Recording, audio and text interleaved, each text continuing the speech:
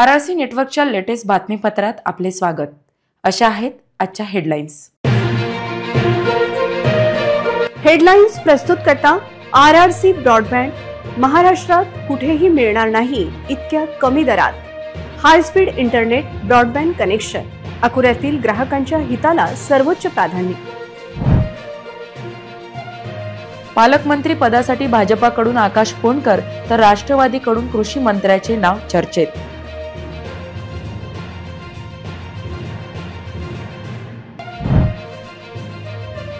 राष्ट्रीय एकात्मता, आरोग्य व पर्यावरणासाठी पोलीस दलाचा पुढाकार। एसपीच्या पुढाकाराने निघणार रविवारी सायकल रॅली। सोयाबीन नंतर तूर आणि कापसाच्या भावाचे काय? शेतकऱ्यांच्या तोंडाला पादे पुसणे सुरूच।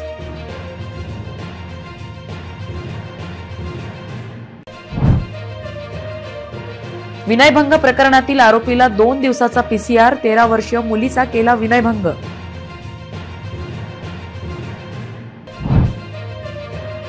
निमकर्दा पारस परिसरात धुक्याची लाट। नयनरम्य दृश्यांनी डोळ्यांची पारणे फेडली।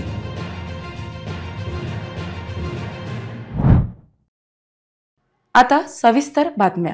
जिल्ह्याच्या पालकमंत्री पदावरून तिन्ही पक्षांमध्ये रस्सीखेच सुरू असल्याचे दिसते। अकोला हा भाजपचा गड असल्याने अकोल्याचे पालकत्व हे कामगार मंत्री आकाश फोंडकर यांच्याकडे जाण्याची दाट शक्यता आहे। दरम्यान राष्ट्रवादी काँग्रेस देखील या पदासाठी इच्छुक आहे। खाते वाटपाच्या तिढ्यानंतर पालकमंत्री पदावरून सुद्धा महायुतीत ठिणगी पडली आहे। मुख्यमंत्री देवेंद्र फडणवीस, उपमुख्यमंत्री एकनाथ शिंदे आणि अजित पवार यांनी त्यावर तोडगा काढल्याची चर्चा होत आहे। प्रचंड बहुमताने महायुती सरकार सत्तेत दाखल झाले, पण मंत्रिमंडळ विस्तारापासून ते खाते वाटपाचे गुऱ्हाळ चांगलेच लांबले। मंत्र्यांना खाते वाटप करण्यात आला। आता पालकमंत्री कोण यावरून तीनही पक्षात दावे प्रतिदावे करण्यात येत आहे। एकाच जिल्ह्यात दोघा-तिघांनी दावे ठोकल्याने महायुतीसमोर पेच निर्माण झाला। पालकमंत्री पदाचा तिढा प्रजासत्ताक दिनाआधी सुटणार का असा प्रश्न विचारण्यात येत आहे। महायुतीत पालकमंत्री पदाचा तिढा कायम असल्याचे समोर येत आहे। अकोला हा भाजपाचा गड असल्याने अकोल्याचे पालकत्व हे कामगार मंत्री आकाश फोंडकर यांच्याकडे जाण्याची दाट शक्यता आहे। त्यामुळे लवकर आकाश फोंडकर यांच्या नावावर शिक्कामोर्तब होण्याची शक्यता असून त्या दृष्टीने हालचालींना वेग आला आहे। तर दुसरीकडे राष्ट्रवादी काँग्रेस नेते कृषी मंत्री कोकाटे यांच्या नावाची देखील चर्चा सुरू असून कृषी विद्यापीठ पाहता पालकत्व कृषी मंत्र्यांना देण्याचा आग्रह दिसून येत आहे। अकोला जिल्हा पोलीस दलांतर्फे पोलीस वर्धापन दिनानिमित्त पोलीस अधीक्षक बच्चन सिंग यांच्या मार्गदर्शनाखाली रविवार 5 जानेवारी रोजी सकाळी 7 वाजता पोलीस अधीक्षक कार्यालयासमोर दक्षता नगर चौक येथून सायकल रॅलीचे आयोजन करण्यात आले आहे। या रॅलीत विविध संदेश देण्यात आले आहे। सायकल रॅलीचा मार्ग पोलीस अधीक्षक कार्यालय, दक्षता नगर चौक, अशोक वाटिका, सरकारी बगीचा, कोतवाली चौक, अकोट स्टँड चौक, अग्रसेन चौक, दुर्गा चौक, सिव्हिल लाईन चौक, नेहरू पार्क चौक, हुतात्मा चौक, इन्कम टॅक्स चौक, कौलखेड चौक, पोलीस अधीक्षक कार्यालय असा राहील। सर्वांनी आपली सायकल, हेल्मेट व सुरक्षा संबंधी साहित्य ठेवणे गरजेचे आहे। डॉक्टर यांच्या सल्ल्याने सदर सायकल रॅलीमध्ये सहभागी व्हावे। सायकल रॅलीमध्ये सर्व सहभागींना सायकल रॅली संपताच सकाळी 8:30 वाजता माननीय पोलीस अधीक्षक अकोला यांच्या हस्ते विशेष प्रमाणपत्र देण्यात येईल। आयोजकांनी वेळोवेळी केलेल्या सूचनांचे पालन करणे बंधनकारक राहील। याकरिता सर्व सायकल प्रेमींना आवाहन करण्यात येते की आपले सुदृढ आरोग्य, पर्यावरण, शांतता व राष्ट्रीय एकात्मता, स्वच्छ व सुंदर अकोला शहरासाठी करिता आपण जास्तीत जास्त संख्येने सहभाग घेण्यात यावा, असे आवाहन कदान पोलीस स्टेशनचे पोलीस निरीक्षक मनोज केदारे यांनी केले आहे। अकोला जिल्हा पोलीस दलातर्फे पोलीस वर्धापन दिनाच्या औचित्याने या जिल्ह्याचे जिल्हा पोलीस अधीक्षक आदरणीय बच्चन सिंग साहेब यांच्या संकल्पनेतून आम्ही उद्या 5 जानेवारी रविवार रोजी भव्य सायकल रॅलीचे आयोजन केलेले आहे। या सायकल रॅलीमध्ये शहरातील सर्व शाळा, त्याचे विद्यार्थी, शिक्षक आणि इतर सायकल प्रेमी या सायकल रॅलीमध्ये सामील होणार आहेत। या सायकल रॅलीचा आमचा उद्देशच आहे की चला सायकल चालवूया, आपल्या सुदृढ आरोग्याकरता, पर्यावरणपूरक, स्वच्छ व सुंदर अकोला शहराकरता। त्यामुळे अकोला शहरातील समस्त नागरिकांना, सायकल प्रेमींना माझं आवाहन आहे की आपण मोठ्या संख्येने या सायकल रॅलीमध्ये समाविष्ट व्हावे व ही सायकल रॅली यशस्वी करावी। धन्यवाद। अकोट तालुक्यासह जिल्ह्यातच तुरीसह सोयाबीन, कापसालाही भाव मिळत नाही। एकीकडे उत्पादनाचा खर्च वाढत असल्याने शेतकऱ्याची उदासीनता वाढत चालली आहे। दिवसेंदिवस कर्जाचे ओझे वाढत असल्यामुळे शेतकऱ्यांवर असलेली साडेसाती संपता संपेना आणि शेतमालाला भाव मिळेना। शेतकऱ्याचे मुख्य पीक तूर, सोयाबीन व कापूस असून दरवर्षी या तिन्ही पिकांच्या खर्चामध्ये लागवडीपासून उत्पादन घरी येईपर्यंतच्या खर्चात वाढ होऊन सुद्धा समाधानकारक भाव मिळत नसल्याने त्या पिकाचा भाव मिळेना, साडेसाती संपता संपेना। त्यामुळे आम्ही जगायचे कसे हा प्रश्न आता शेतकरी उपस्थित करीत आहे। सध्या तूर व कापूस बाजारभाव उलट्या दिशेने सुरू असून आजही तूर 6,000 ते 8,000 रुपये, कापूस 7,000 ते 8,000 रुपये प्रति क्विंटल दराने विकल्या जात आहे। त्याचप्रमाणे तुरीच्या व कापसाच्या भावातही घसरण झाली। शेतीची मशागत, बियाणे, खते, कीटकनाशक औषधी, मजुरीचे दर यामध्ये वाढ झाली असल्याने पेरणीपासून तर पीक घरी येईपर्यंत होत असलेला उत्पादन खर्च सुद्धा मिळत असलेल्या भावात निघणे कठीण होत आहे। त्यामुळे शेतकऱ्यांमध्ये उदासीनता वाढली आहे। शेतकरी बँकेचे कर्ज काढून किंवा उसनवारीने पैसे घेऊन शेती करतो, परंतु निसर्गाचा प्रकोप आणि शासनाच्या धोरणामुळे शेतीमालास मिळत असलेला कमी भाव यामुळे शेतकरी कर्जातच जगतो आणि कर्जातच मरतो। 8 ते 10 रुपये किलो प्रमाणे कापूस वेचायची मजुरी देऊन सुद्धा हल्ली कापूस वेचणीला मजूर मिळत नाही। त्यामुळे अनेक दिवस शेतामध्ये कापूस तसाच पडून राहतो, तेव्हा कापसाची प्रत बिघडते आणि भावात फटका बसतो तो वेगळाच। शेतकरी दरवर्षी अपेक्षा ठेवून उत्साहाने शेती करतो, परंतु त्याच्या शेतीमालाला उत्पादन खर्चानुसार भाव मिळत नसल्याने शेतीवरील वाढत्या खर्चाने शेतकऱ्यांचे कंबरडे मोडले असून भविष्यात शेती करायची की नाही या संभ्रमावस्थेत शेतकरी असल्याचे दिसून येते। एका 13 वर्षीय मुलीचा विनयभंग करण्यात आल्याची घटना खदान पोलीस स्टेशन अंतर्गत येणाऱ्या परिसरात 28 डिसेंबर रोजी घडली होती। घटनेत सामील आरोपीला पोलिसांनी अटक केली। पोक्सो कायद्यानुसार आरोपी विरुद्ध कारवाई करण्यात आली। त्याला 2 दिवसाची पोलीस कोठडी न्यायालयाने सुनावली आहे। अविनाश श्रीकृष्ण लाहोळे असे आरोपीचे नाव आहे। हा युवक मुलीचा पाठलाग करून तिला त्रास देत होता। 28 डिसेंबरच्या रात्री आरोपी अविनाशने चाकूचा धाक दाखवून मुलीचा विनयभंग केला होता। तिने याबाबत कुटुंबांना सांगितले, त्यामुळे 3 जानेवारी रोजी खदान पोलीस स्टेशनला आरोपी विरुद्ध तक्रार दिली। घटनेचे गांभीर्य लक्षात घेऊन पोलिसांनी आरोपी अविनाश लाहोळे याला अटक केली। पोक्सो कायद्यानुसार आरोपी विरुद्ध कारवाई करण्यात येत आहे। खदान पोलीस आरोपीला न्यायालयासमोर सादर करणार होते। खदान पोलीस स्टेशनच्या निरीक्षकांच्या मार्गदर्शनात कारवाई करण्यात येत आहे। आज त्याला कोर्टात हजर केले असता त्याला 2 दिवसाचा PCR न्यायालयाने सुनावला आहे। महानगरातील रस्त्यावर बेशिस्त प्रवासी वाहतूक करणाऱ्या वाहनांमुळे वाहतुकीला अडथळा निर्माण होत आहे। शहर अवैध पोलीस वाहतूक अड्डा झाला आहे। RTO या सर्व गोष्टींकडे दुर्लक्ष करत आहे। हा सर्व प्रकार गंभीर असून यामुळे शहराची वाहतूक व्यवस्था पूर्णतः ढासळली आहे। महानगरात खासगी बसेस, मॅक्सी कॅब, रिक्षा चालकांची संख्या प्रचंड वाढली आहे। शहरातील चौकात वाहतुकीला अडथळा निर्माण होईल अशा पद्धतीने रिक्षा उभ्या केल्या जात आहेत। यामुळे इतर वाहन चालकांना व प्रवाशांना नाहक त्रास सोसावा लागत आहे। तसेच शहरात अवैध प्रवासी वाहतूक सुद्धा वाढलेली दिसून येते। त्या अनुषंगाने शहरात अवैध प्रवासी वाहतूक करणाऱ्या वाहनधारकांवर आळा बसावा यासाठी RTOने कारवाई करण्याची गरज आहे। पण RTOचे सर्व गोष्टीकडे दुर्लक्ष आहे। यावेळी शहर वाहतूक शाखेतील पोलीस कर्मचाऱ्यांनी स्थानिक अशोक वाटिकेसह अग्रेसेन चौक, नेहरू पार्क चौक, टावर चौक, सिंधी कॅम्प चौक आणि इतर भागात मोटर वाहन कायद्यानुसार कारवाई करण्याची गरज आहे। इतरही घडामोडींचा आपण आढावा घेणार आहोत, पण छोट्याशा विश्रांतीनंतर। पेट्रोलचे वाढले दर, गॅस सिलेंडरच्या वाढल्या किमती, जीवनावश्यक वस्तू असो की कपडे यांचे देखील वाढले दाम। अकोल्यात पहिल्यांदाच इतर टेलिकॉम कंपन्यांपेक्षा स्वस्तात internet broadband connection RRC network private limited द्वारे स्वस्तात इंटरनेट कनेक्शनच्या संधीचा फायदा घ्या आणि बचत करा। निम्म्या पैशात मिळवा internet broadband connection RRC network private limited.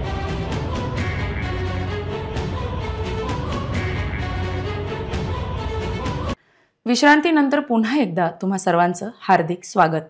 शासनाने बंदी घातलेल्या एकल यूज प्लास्टिक व थर्माकॉल, अविघटनशील वस्तू आणि प्लास्टिक कोटिंग असलेले disposable dish, cup, plates, glasses, काटा, वाडगा, कंटेनर तसेच चायनीज व प्लास्टिक मांज्याचा उत्पादन, वापर, विक्री व वाहतूक यावर संपूर्णपणे बंदी असून मनपा आयुक्त तथा प्रशासक डॉक्टर सुनील लहाने यांच्या आदेशान्वये अकोला महानगरपालिका क्षेत्रामध्ये स्वच्छता विभागाद्वारे शहरात झोन निहाय तपास मोहीम सुरू आहे।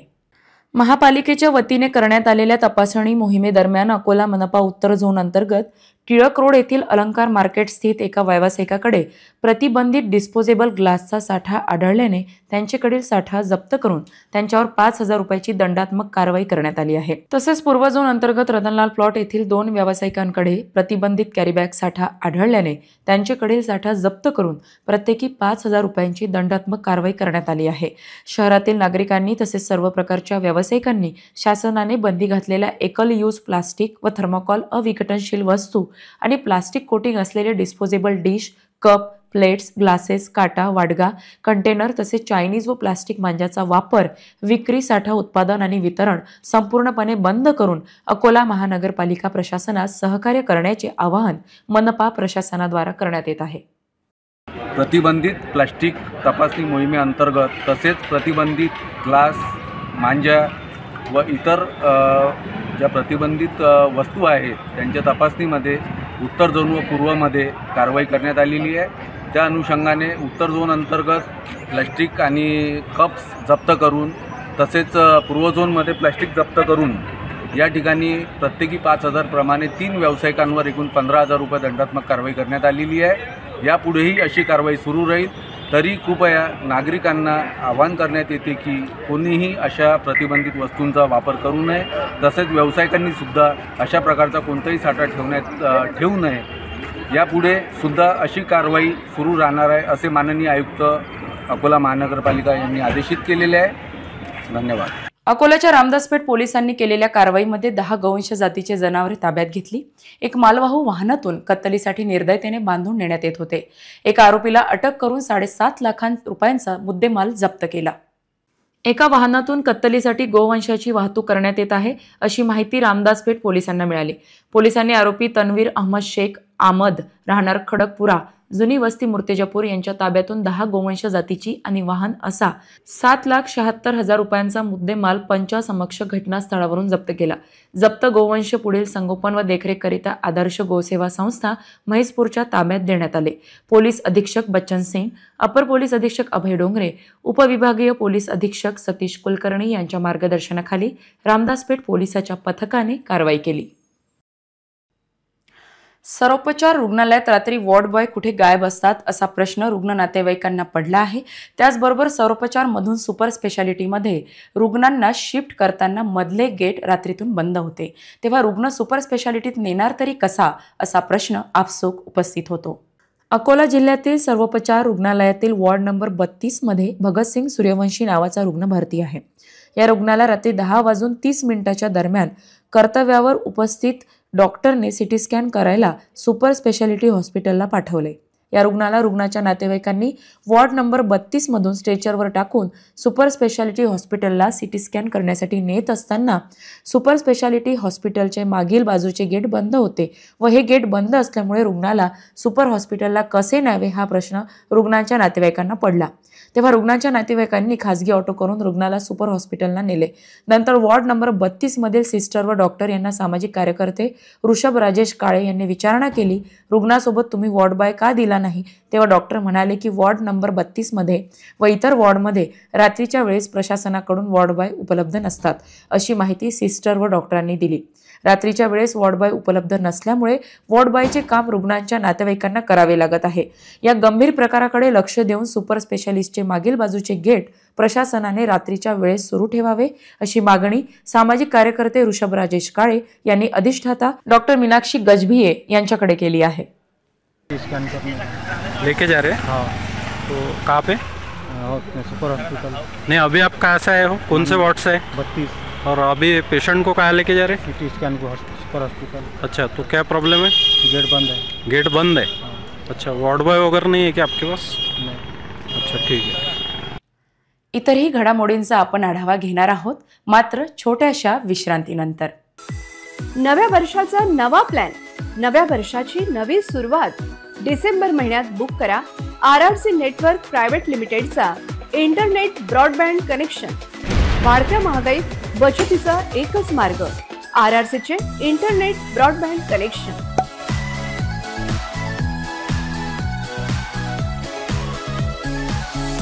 विश्रांतीनंतर पुन्हा एकदा तुम्हा सर्वांचं हार्दिक स्वागत। तिळगुळ घ्या, गोड गोड बोला. महिलांची हळदी कुंकू वाणाचे वाटप ही परंपरा मकर संक्रांत सणात जोपासली जाते. परंतु विविध रंगी वैविध्यपूर्ण पतंगांनी आकाश व्यापलेले असते. ढील दे दे दे रे भैया यासारख्या गीतांच्या साथीने पतंग महोत्सव साजरा केला जातो. त्याची तयारी सुरू आहे. मकर संक्रांत सण पतंग उडवण्या याशिवाय अपूर्ण आहे. शहरात संक्रांतीसाठी पतंगाची दुकाने सजली आहेत. पतंग उडवण्याचा आनंद या काळात लुटला जातो आणि संक्रांतीच्या दिवशी तर पतंगाने आकाशात गर्दी केलेली असते. विविध प्रकारच्या पतंग मांजा बाजारात उपलब्ध आहेत. त्याची मोठी मागणी आहे. नायलॉन मांजावर बंदी असल्यामुळे विक्रेत्यांकडे साधा मांजा विक्रीसाठी दिसत आहे. गेंडा, रॉकेट, चांतारा, ढग्गा आदी पतंग विविध आकारात दुकानात दिसत आहे. 5 रुपयापासून तर 300 रुपयापर्यंत पतंगाची किंमत असल्याची माहिती पतंग विक्रेता गणेश यांनी दिली आहे. 300 रुपयाची आहे, ही 80 रुपयाची आहे, हे 100 रुपये डझन, हे 150 रुपये डझन, हे 60, 50, 100, हे 80, हे 70, हे 90 रुपये, हे 100 रुपये. 5 रुपयापासून तर 300 रुपयापर्यंत पतंग आहे. हे चील, हे बंगाली गेंडा, हा गेंडा, हे जयपूरची पतंग आहे, हे रॉकेट आहे, हे गेंडा आहे, हे कलकत्ता चील आहे, बरेच व्हेरायटी आहे. पाऊस आणि त्यानंतर थंडी या धुक्याने पारस परिसरातील जनता सकाळी सुखावली आहे.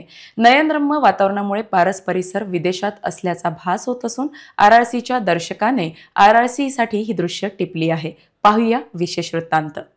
पारसमधील दृश्य काश्मीरमधील नसून हा नयनरम्य नजारा बाळापूर जवळील होता. पारस औष्णिक विद्युत केंद्र भागात आज थंडीचा पारा घसरल्याने सर्वत्र गारवा निर्माण झाला आहे. त्यामुळे धुक्याची विलोभनीय चादर आपल्याला पाहायला मिळाली. दाट धुक्याची चादर पारस औष्णिक विद्युत केंद्रात भागात आज पहाटे पसरल्याचे दिसून आले. हा सुंदर नजारा आपल्या कॅमेरामध्ये पारस वसाहतीत राहणाऱ्या RRC न्यूजच्या एका दर्शकाने टिपला. खूप सुंदर दृश्य दिसत होते. रेल्वे आणि बसने जाताना पारस औष्णिक विद्युत केंद्राची चिमणी त्या परिसराचे सौंदर्य रेखांकित करते आणि शनिवारी पहाटे तर नजारा विलोभनीय होता. पुन्हा एक नजर टाकूया आजच्या प्रमुख घडामोडींवर. हेडलाईन्स प्रस्तुत करता RRC ब्रॉडबँड. महाराष्ट्रात कुठेही मिळणार नाही इतक्या कमी दरात high speed internet broadband connection. अकोल्यातील ग्राहकांच्या हिताला सर्वोच्च प्राधान्य. पालकमंत्री पदासाठी भाजपाकडून आकाश फोंडकर तर राष्ट्रवादीकडून कृषी मंत्र्याचे नाव चर्चेत.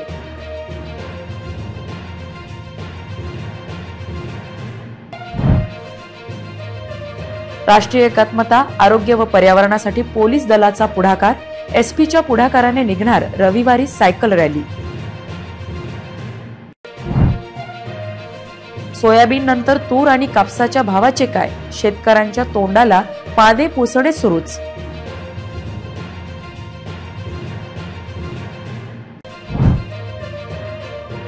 विनयभंग प्रकरणातील आरोपीला 2 दिवसाचा PCR. 13 वर्षीय मुलीचा केला विनयभंग.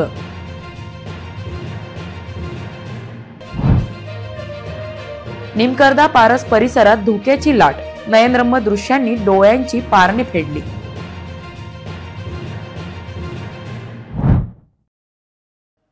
बातम्यांसाठी तुम्ही पाहत रहा RRC न्यूज. 2.25 लाख दर्शकांनी RRC डिजिटल अकोला हे YouTube चॅनल सबस्क्राईब केले आहे. तेव्हा तुम्ही कसली वाट बघत आहात? तुम्ही पण सबस्क्राईब करा आणि बेल आयकॉन क्लिक करत RRCच्या बातम्या निरंतर पहा. तुमच्या मोबाईलवर नोटिफिकेशन मिळवण्यासाठी सबस्क्राईब करा RRCचे YouTube चॅनल.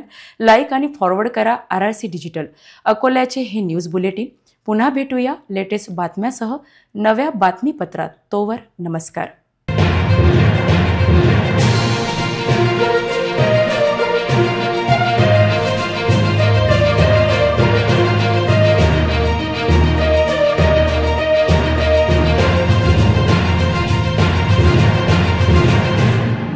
ना दर महिन्यात रिचार्जची भानगड, ना डाटा पॅक संपण्याचं टेन्शन.